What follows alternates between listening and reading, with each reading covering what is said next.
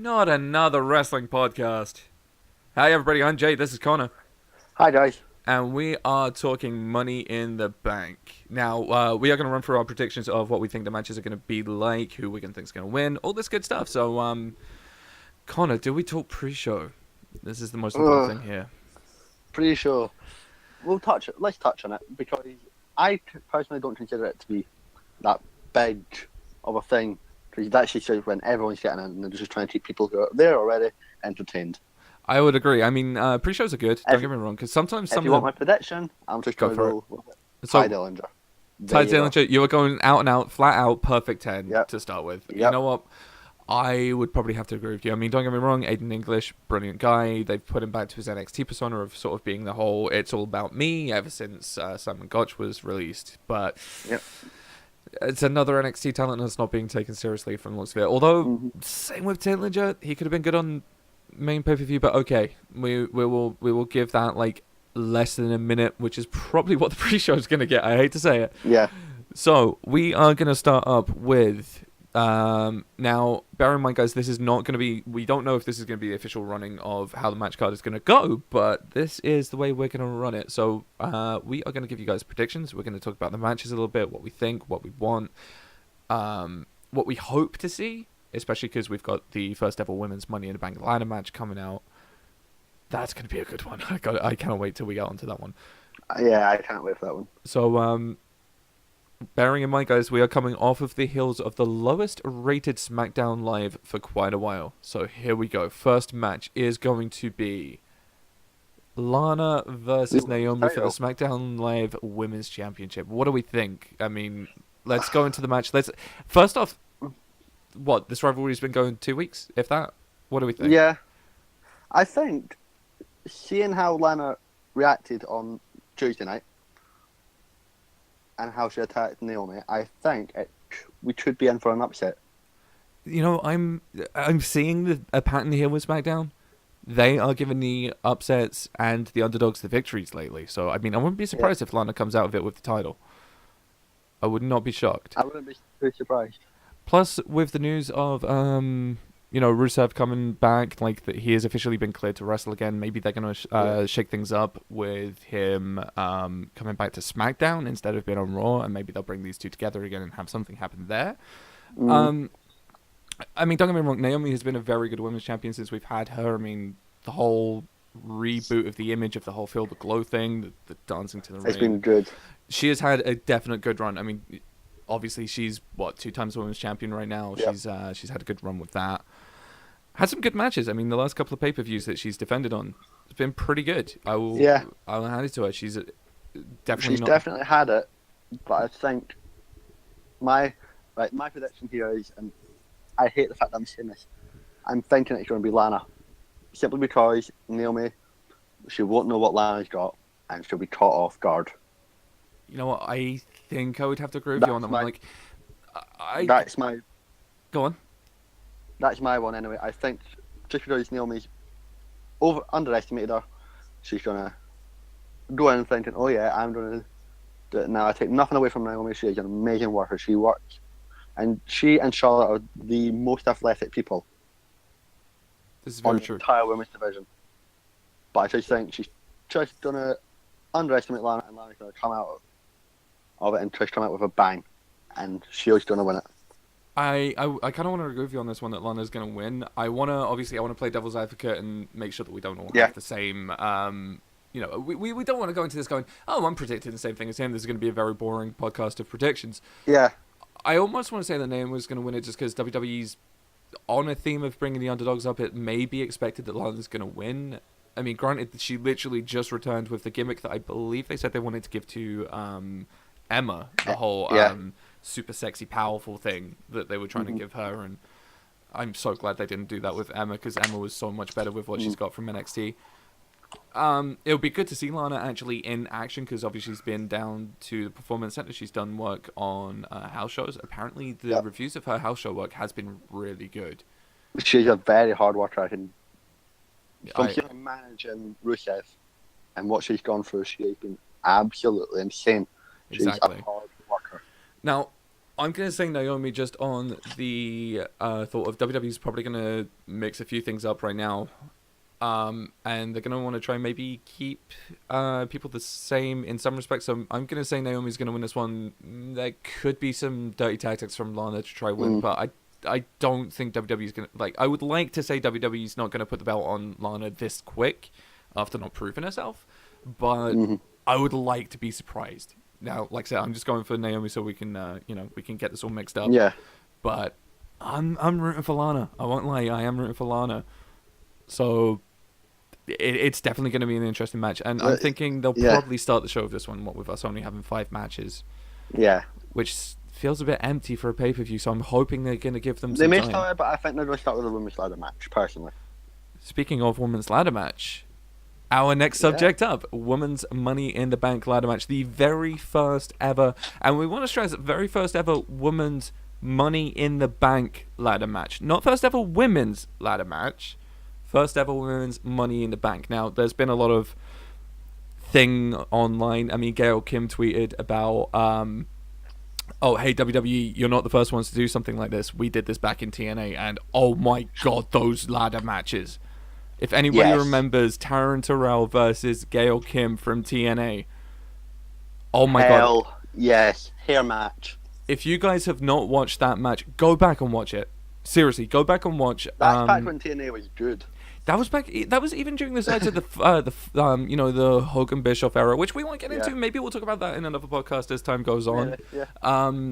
But that was a brilliant match. Now I'm loving the idea of WWE actually pushing the women into this kind of thing. Now we've got Becky Lynch, brilliant wrestler Becky Lynch. I mean, first ever SmackDown Live Women's Champion. No one can take that away from her. I'm hoping she gets another run with the title soon, maybe a bit longer than before. Yeah. Carmella. I mean, Carmella. What do we think with the whole James Ellsworth thing? And where are we thinking here? With James Ellsworth, he is a pain, but I will take nothing away from Carmella. Watching her from NXT coming up to the main roster, she has worked her ass off, and she has done everything she can to prove it. She has done a very good job. I mean, her ring skill has got a lot better. It looked at one point in NXT that she looked like she was going to get a run for the title there. Yeah. And then nothing happened. It kind of just fizzled out, and that was it. Which was kind of sad, to be honest. Yeah, she kind of became the whole, hey, look, I'm still here, but Enzo and Cass have been brought up. Now I'm on SmackDown. I've still got the same gimmick, as it were, but now I'm sort of like, I don't want to say the female Enzo, because, I mean, there's a lot of people that don't like Enzo. And, I mean, there's a lot of people that are really getting on Enzo and his in-ring work lately. But, again, that's for a Raw-sided podcast, which we will get onto. Spoilers, Carmella and Big Cass date, for people who don't know. Exactly. For people that don't know, yeah, they are together. I am very jealous of Big Cass. I think a lot of us are, man. I think a lot of us are. Wild card here, Tamina Snuka, like, she could be the one to look out for. Like, you think about it, everyone in that match has... Her and Nataliya are the veterans. Very true. Should forget. So, like... before the Women's Revolution, she was still there. She was there. She started with she'd done the Superfly Snooper stuff. Exactly. She had the whole... She's got the legacy. She's never held the title. She's never had... Yep. I guess she's had sort of like a high spot back in the days of, what was it, Team Bad? I believe it was. Did she not? Yeah, she was with Team Bad, but if I'm right, when she first came, was when Usos were on their first heel run against the Hart Dynasty. That was it. Very early days, I believe it was against the Hart Dynasty. I could be wrong. Guys, please feel free to correct us on that one. I mean, we know our wrestling knowledge, but I'm a little spacey on some of the modern stuff. I can only manage to get to watch the pay-per-views. That's why we get the pay-per-view podcasts. Natalya, now, I love what Natalya does. She can play a good role. Like, obviously, we got to look past the really stupid gimmick they gave her a couple of years back of the whole Natalya farting thing. Her recent role, the whole welcoming committee thing, other than the stupid name, she's been doing that so well. She's been relevant again. She plays a very good heel. Yes, I think Natalya as a heel is her best role. She plays the heel role so much better than playing the face. It's like, if you want to give her a title run, definitely give it to her as a heel. Same with Charlotte. I mean, Charlotte Flair she is the queen. I mean, she is the queen of the women right now. Like, no matter what, she's had the longest title runs. She's had the most wins on pay-per-view. She's been undefeated on pay-per-view. Until Bayley. And yeah! To be fair, I still think that shouldn't fell to Bayley. Like, I find it should have fell to Bayley, just not at that pay-per-view. It should have been a WrestleMania where it was a grander stage. It should have been, it should have been like one of the big five for sure. But, I think Charlotte needs to maybe step out of the limelight of the whole number one contenders for the minute, because I mean, she's been there since day one. Exactly, like since she came to the main roster, since she was on NXT, she's always been, look, it's Charlotte Flair, she's champion or she's number one contender. She's always been at that top role. She's never been sort of mid or upper mid card. So yeah, I would love to see them give this win to someone like Becky, so that they can push some of the newer talent. Obviously, like Charlotte is still new talent. Don't get me wrong. With Charlotte, when I first saw her, it's like, oh no, she's a Flair. She's not earning any of this. But recently, over the last year, since the draft split, she has literally changed my mind with her work ethic, and she's proved me wrong. Exactly. Charlotte will definitely surprise anyone that hasn't seen her work before, how good she is. She's got the flair in her, and she's got, I mean, no pun intended, she does have that flair. And she is a damn good worker. She constantly works on everything. I mean, let's talk about the history here, like just how historic this is going to be. Women are getting the recognition again with the whole women's revolution. Deserve. Exactly. They are having a Money in the Bank ladder match, damn it. Did we ever think, even 4 years ago, that we would have women having a Money in the Bank ladder match? All we ever had up until that point was like a women's hardcore match, Survivor Series, 2002, between Trish and Victoria. Trish Stratus and Lita main eventing. They had a cage match. They've never had anything this big. And this is the thing. This main event in pay-per-views, I think. Now, I watched WWE, and this was Stephanie McMahon. I watched how she's feeling about this match, because obviously she started it. She's the one that set this off. And made it get into motion, but thanks to us, the universe. Exactly. The universe. We asked for it, we wanted it, and they responded and gave us it, and we have thanked them ever since. Exactly. WWE are starting to listen to the fans now. Like, you still get the typical apart from Brock Lesnar and Roman Reigns, but again, we'll leave that for another day. We don't want to go off topic too much. No. Although I will say one thing, when it comes to the women's revolution, a lot of people believe that started with Paige and Emma in NXT. But again, they're not in this match. We don't want to go too far off, but I want to see WWE give this time. If this isn't second up, I want to see this maybe second to last. Put the men on in the middle, then give us the women, and hopefully the men's isn't too much of a spot fest for the fans to be dead afterwards. Because we've seen it happen. How many times have we had massive spot fest matches and then something really good's going to happen afterwards? And WrestleMania 25, I think. WrestleMania 25. Yep. Michaels. Michaels versus Undertaker. Big match. The match after that, WWE title. The crowd was drained out of it. Exactly. And that's the problem with having these kinds of things. Triple H went on record of saying, F you guys. You basically made our job even more harder. Exactly. Said that. And that's the thing. That's the problem with having these big matches. If you do not put the match card up properly, you are going to have a massive spot fest somewhere that's going to drain the crowd, and then your main event's going to be pointless.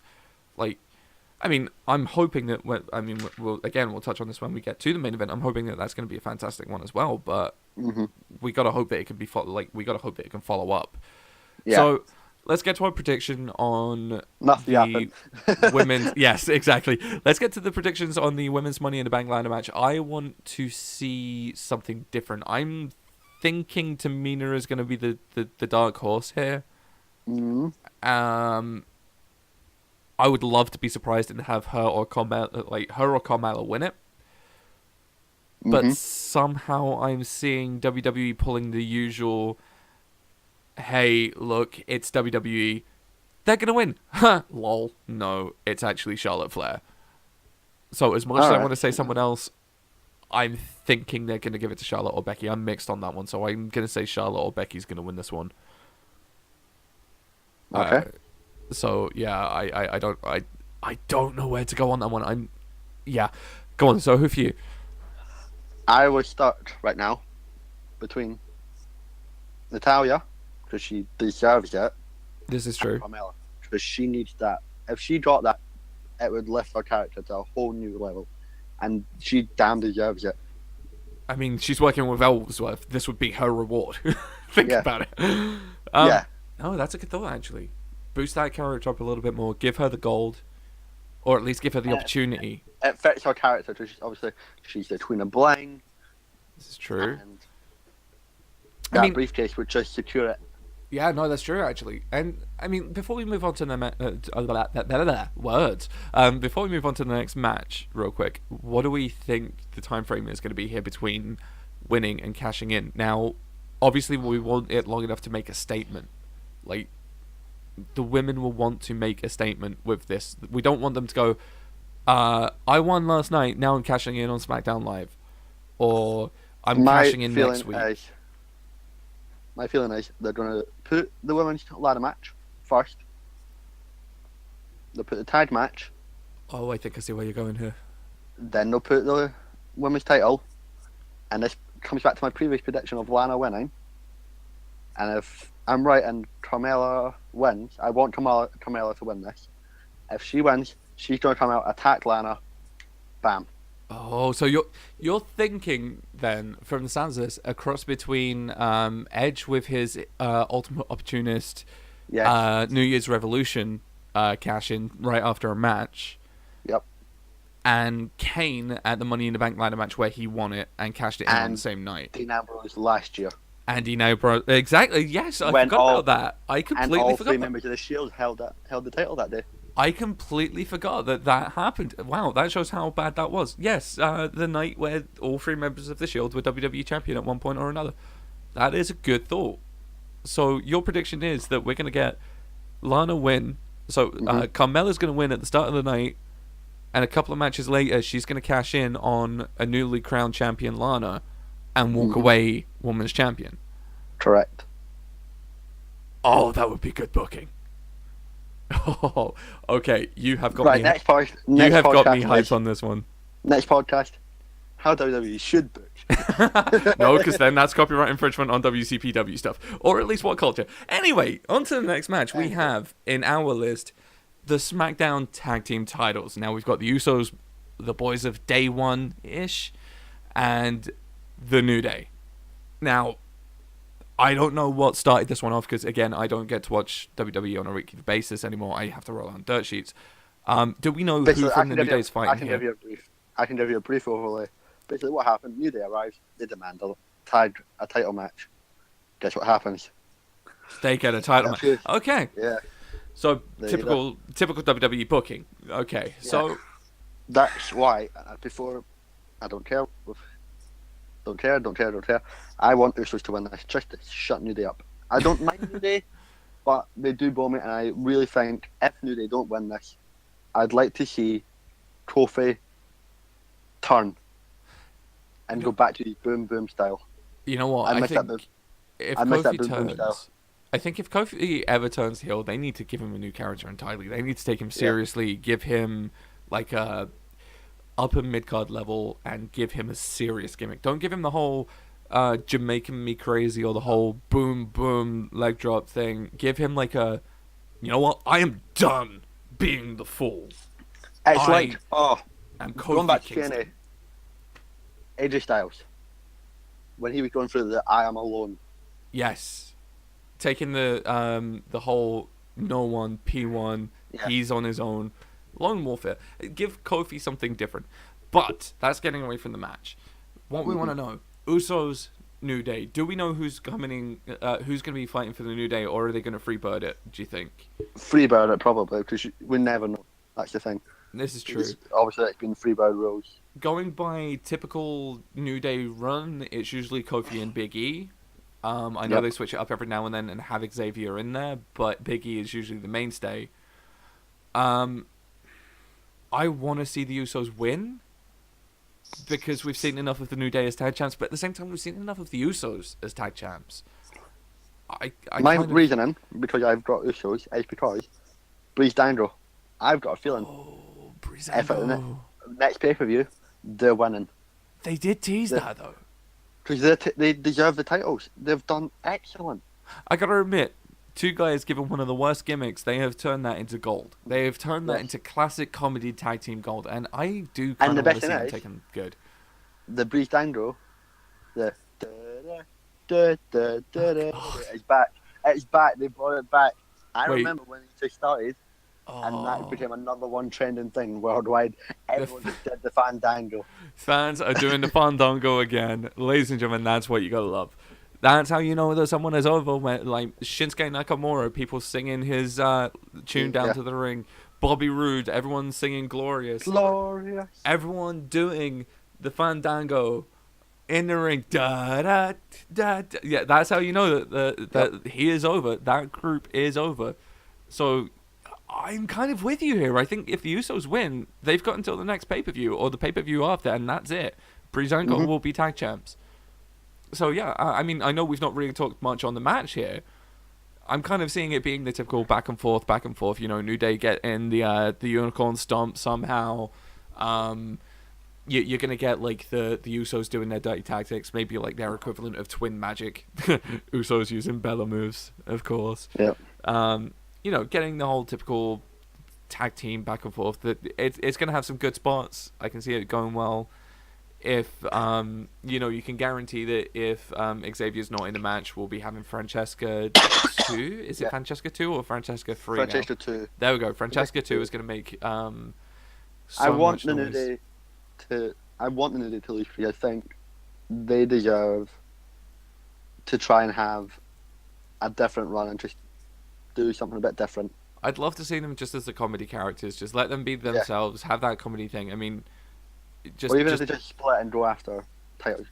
Exactly. I mean, if the New Day split up, it would be cool to see.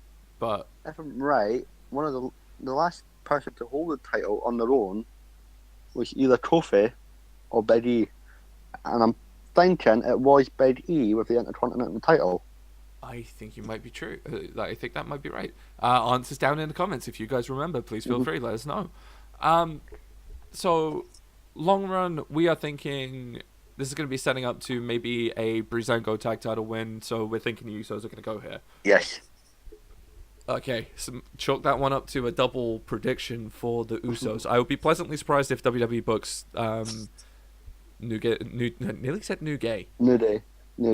See, my feeling, because the Usos have never actually beat the New Day properly. Oh, this is true. To my knowledge, I don't think they have. Because obviously the Usos are now heel, so I've got a feeling they're going to use use the old dirty tactics to keep going. Yeah. That could sound like a New Day thing. Which, of course, brings us on to our next match. Hopefully, possibly in the lineup. Maybe we've called these lineups perfectly. Maybe we haven't. But if we have, that'd be awesome. So the next match we are thinking will be the men's Money in the Bank ladder match. The United States Champion Kevin Owens, AJ Styles, the Phenomenal One, Dolph Ziggler, Sami Zayn, Baron Corbin, and the King of Strong Style, Shinsuke Nakamura. Now I think we all know, anyone that knows me will know who I'm pulling for in this match. The two guys that I'll be pulling for most of all. So I'm going to hand this one over to you, Connor. So give us your thoughts, give us how you think this match is going to go, and then give us your prediction. You've got, the floor is yours. If people have saw WrestleMania with Zack Ryder winning the Intercontinental title, I think it could be someone you wouldn't think. So my money right now is on between Baron Corbin and Sami Zayn. Oh, the underdog from the underground or the Sami lone wolf. Zayn deserves it. He has not had a proper one-on-one title match yet. He's not even and he's never really got that chance to be able to get that title. This is true. I mean, he's been on one of the biggest losing streaks, and this would help him so much. He's had, and he deserves it. He's had his NXT title, and since then he's had what? I think the last title match he got would be Kevin Owens. Would be at WrestleMania, actually. I think with the Intercontinental Championship match. The last Intercontinental title line match could be right. Again, please feel free, guys, correct us. Let us know where we may go wrong here. Now, I'm sitting here looking at the match card, and I have two very strong pulls in this match. I have a third that I'm really hoping for. Now, I am a massive fan of AJ Styles, has been since day one. Watched him when he was in the back in the days where he was known as Air Styles in WCW. I mean, that's saying something. Like how far back. When he was in ECW, no, ECW, what am I saying? TNA. I don't know why I said ECW. TNA. Complete brain fart moment. When he was back in TNA, going through his whole, look at this kid. Oh my god, that's a sick flip over the top rope. Oh shit, he just took a massive dive off of that friggin' Ultimate X Dang. or the Elevation X. Oh my god, he just landed flat on the back of his head. How is he still alive? How is he still doing this? AJ Styles is simply phenomenal. He lives up to that moniker. I would love to see him get a shot at the WWE Championship again. But, and there is a but, he had a brilliant run with the title. I think his main event status is, it's been cemented. He is main event level. He will be WWE champion again. Yeah. But I don't think... Within the next year. Yeah, it's got to be somewhere within the next year. But I don't think WWE is seeing money in an AJ Styles Randy Orton or an AJ Styles Jinder Mahal. Kevin Owens is already champion, and how many times do we have double champions? It's been a very long time since we had a full-on double champion run. Seth Rollins. Exactly, and look how that ended. Yeah. Zigler, I don't think WWE wants to put the world title on him anymore. I don't think he's going to get a high-level run anymore, sadly. The guy deserves one last try, but I don't think he's getting past upper mid-card. Sami Zayn, Sami Zayn, it would be a good story. And we all know that WWE loves their Cinderella stories coming out of nowhere. Daniel Bryan. Exactly. Like, you just have to literally sit there and go, Daniel Bryan, that's the ultimate underdog story. But I don't think WWE, again, sees money in Sami Zayn as champion. So my little wild card here is Baron Corbin. Now, I've wanted to see Corbin with a title for a long time. Yes. Ever since he was in NXT. Now, a lot of people don't like the guy because, he's a former footballer. He's come from American football, coming to WWE, went through NXT. He doesn't care about a lot of stuff. He cares about what he does in that ring. And he is evolving. And yes, his hairline is receding like crazy. Yes. But his skills are good. Like, I mean, he's a big guy. Let's just go back to the Royal Rumble. Exactly. He was the one that took out Braun Strowman, for crying out loud. Exactly. He won the Andre the Giant Memorial Battle Royal. Not that it really did much for him, but it got him recognition. His first night on the main roster, he debuted at WrestleMania pre-show, which unfortunately we don't consider to be the main event. We don't consider to be the main card. But hey, it's WrestleMania. You're standing in a ring marked WrestleMania. That is officially WrestleMania as far as I care. Yeah. He won the Andre the Giant Memorial Battle Royal. He eliminated Braun Strowman at the Royal Rumble. He's had some really good runs. I mean, his feuds with Joe in NXT, his feuds with everyone else that he's been in the ring with lately. It's the typical, he's gone against Dolph Ziggler. He's had the typical NXT, shall we say, how is it? I described this a couple of days back to someone. It's kind of like the traditional, you're new to the roster, you go through Dolph Ziggler. He's been given that treatment lately. If you're new to the roster, you go through Baron Corbin. So it's like he is the testing grounds for a lot of the new talent these days.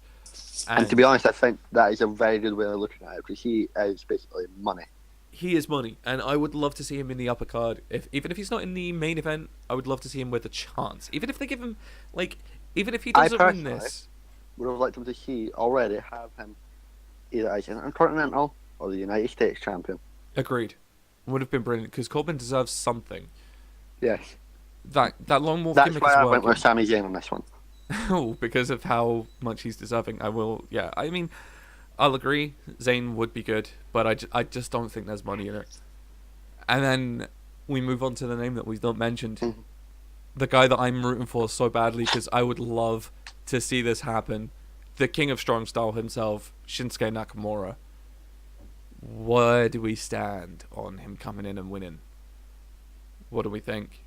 It'd be good, but I think his feud with Dolph Ziggler isn't over yet. See, I can see that. But then I can see the feud evolving with one of those two winning. I can see it, actually. I can see the way it going. Nakamura wins, and Ziggler's like, that was a fluke. You shouldn't have won it. I should be holding that briefcase right now. And almost go back to the days where, oh God, who was it? It was Ken Anderson. He lost the briefcase to Edge in a match. However, he shouldn't have lost it because he decided to do something stupid. Exactly. And that's what made him lose it. Exactly. So maybe we have the feud around the briefcase again, and Nakamura's like, bring it. Like, I'll put this briefcase up for grabs. If you think you can beat me, bring it. And they feud over that for another couple of months. Nakamura wins, gets him up to that main event level, and cashes in on... You know what I want to say here? I don't want AJ to win for one reason. I want them to have Mahal win in the main event, have a little feud start up with AJ somewhere down the line. Nakamura cashes in on Styles. That's your WrestleMania main event. Hell yes. Rewrite Wrestle Kingdom. We'll get onto that one towards the end. But I'm calling Nakamura victory here because I want to see that happen.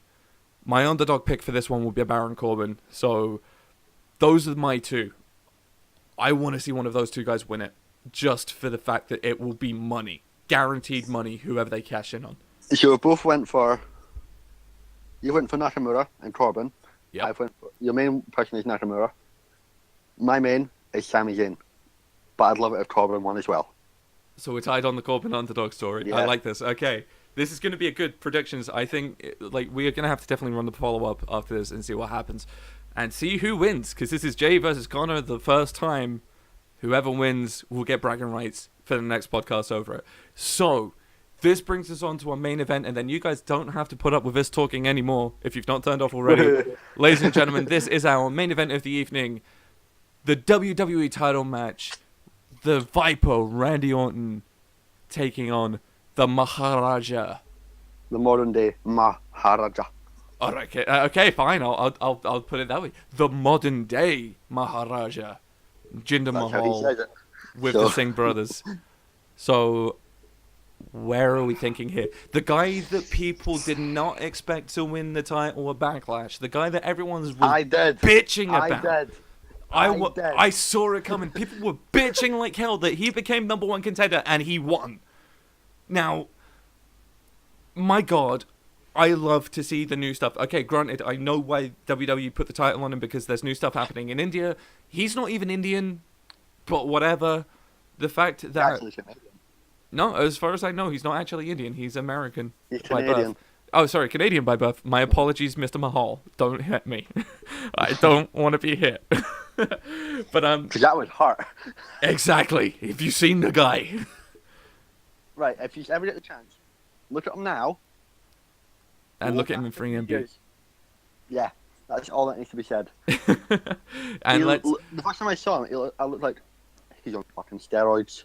Now, I was going to say there's a lot of people that are saying that he's been on roids. I mean, shall we mention one guy more than anyone? Ryback is all like, look at him, he's been on roids. I mean, Ryback would know he's been on them himself. Apparently, it's been confirmed. But we don't want to get into speculation of that because we don't No. know. He could have solidly been hitting the gym religiously, non-stop, and there are wrestlers that do that. Look at some of the guys that aren't just legit bodies. Look at John Cena. We may not like the guy. Look at Big Show. Exactly. Look at Big Show. He went from 500 pounds of fat to like 400 odd pounds of solid muscle. Which is insane. I want to be like Big Show. I wish I could be like Big Show. Your beard started. You're getting it there. I know. It's all good. Thank you for that, buddy. We love you, Dad. But yes, back to the subjects in hand. Money in the Bank is going to bring us the rematch from Backlash. We've got Randy Orton versus Jinder Mahal. The Singh Brothers will no doubt be in effect again. I'm hoping Randy is a little bit less of a dick this time with what he did to the Singh Brothers, because that looked nasty, those two landing those guys took on the announce tables. Yeah. Last time round. And I hope that Randy got something done to him after that, because that was just, that was a bit much. I can see this being a very good back and forth match like it was last time. I could definitely see it being, you're going to get the outside interference from the Singh Brothers. That's going to be a guarantee. I have this feeling, because the Singh Brothers are there. On SmackDown last night, on Tuesday night, sorry, Mahal brought up the fact that Cowboy Bob Orton is going to be at ringside. Oh, hello. So I think that could kind of be the equalizer for against the Singh Brothers. However, my gut, and I hate the fact that I'm saying this, but looking at how WWE have gone this year with everyone in their hometown, when they've been in their hometown, has lost. That's typical WWE though. Not always. Your likelihood to win. Naomi at WrestleMania. Very true. I mean, that was a one-off because she just came back after that injury and she was meant to defend it there. But WWE do not like their superstars winning in their hometowns. It's practically guaranteed. Yeah. I don't want Orton to win. I have a sad feeling that he might. See, a reason my prediction is Mahal is because if Corbin wins or Sami wins, I'm hoping to God they cash it in on the same night. Oh, so you're... Wait, hang on. Mind blown here, ladies and gentlemen. Double cash in. Mind blown. Connor is calling, you heard it here first, a double cash in on the same night of Jinder Mahal getting cashed in on at the end by Baron Corbin or Sami Zayn. And the women's Money in the Bank winner will be cashing in on the winner of their match. Yeah. Oh, I like the way you think. I don't think it's going to happen because WWE wouldn't be that predictable, I don't think. Or if they are that predictable, I don't think they'd want to be considered. They're not that predictable. However, that's just my thinking. I've gone into a lot of thinking about this. I could tell. I've annoyed myself with the amount of thinking I've done because it's such a historic night. It's the first ever. It'll be the first night of first evers. Actually. That's why I've gone with it being that way. Because I can see WWE publicizing it as that. The first, never before, never again, we had with Cena Rock. And that happened to us. Yeah, we had it again. But the night of firsts. Good job, WWE. Well played. Although behind the scenes they apparently said that was the plan all along, but whatever, that's not for today. Well. Then no, I can kind of see them as coming up on SmackDown Live next week going, it was the night of firsts, the first ever women's Money in the Bank ladder match, the first ever double cash-in on the same night. We have two new champions. Oh my God, there was a historic night. You got to watch it on the WWE Network for only $9.99. And don't forget that $9.99. You got to get that $9.99 plug. Yeah. I don't know. I can see this going one of two ways. Either you're going to have Orton win and get cashed in on. I'm thinking Orton win and everyone start going, oh, Mahal was a paper champion. They only did it because they discovered he's got, it's all steroids, blah, blah, blah. And maybe they set up for like a back and forth fight over the title, like the good old days where the champion doesn't hold it that long between reigns. I think WWE is a bit more. WWE title is a bit more prestigious than that. I mean, come on. These days, the Universal title right now, it needs to be on someone other than a fucking time drug addict. Well, ladies and gentlemen, we just want to make it clear that Connor's beliefs are those of his own and not reflecting of the podcast. Just want to get that out there, just in case. Yeah. But, no, I can agree with you on that one. We will touch on that one just before we come to the end.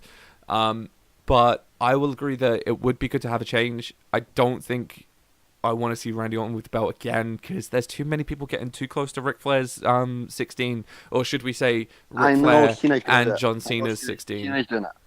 I don't... Yeah. Ric Flair has even said that he wants Cena to do it. And the feeling is it could very well happen SummerSlam. I get the feeling... However, there's another rumour going around about Cena at SummerSlam. He's going to lose his next match at SummerSlam because going back to the Nexus versus WWE, and ever since he won that match against them, he's never won at SummerSlam. That is true. 7 of them. That is very true. 7th match. That is very true. That's some good little speculation there. But I mean, you know what they say when it comes to speculation. It's all speculation. But okay, here's my thinking. This can go one of a few ways. We can either have Orton win again, Cena comes back, and we have the vintage feud like that's happened so many times over the years. Yeah. Randy Orton, John Cena, title on the line. We've seen it before. We'll see it again. Guarantee it's going to happen at least one more time before their careers end. Yeah. I want to see Mahal win. I want to see this guy being taken seriously, giving a title run, doing some good stuff, being taken seriously as champion, because, come on, he could do well. Maybe get rid of the Singh Brothers for a while. Let him do it on his own back. Part of the way through the match, have the referee send both the Singh Brothers and Bob Orton away from ringside. Have it as just Jinder Mahal, Randy Orton, nothing but them and the title, and have Mahal come out clean. Don't have him win by dirty tactics. Have him come out clean. Because then he's beaten a veteran. He's beaten a legend killer. And it gives him that... It gives him the credibility that he needs. Yes. It'll shut up the silencers. You know, it'll silence the people that are going off on, they've only given it to him because of India. They've only given it to him because this. They've only given it to him because he's got a body now. No, I want to see him get that credibility of Jinder Mahal beat Randy Orton clean in the middle of the ring. 1, 2, 3. 1, 2, 3. Possibly even kicked out of an RKO to do it.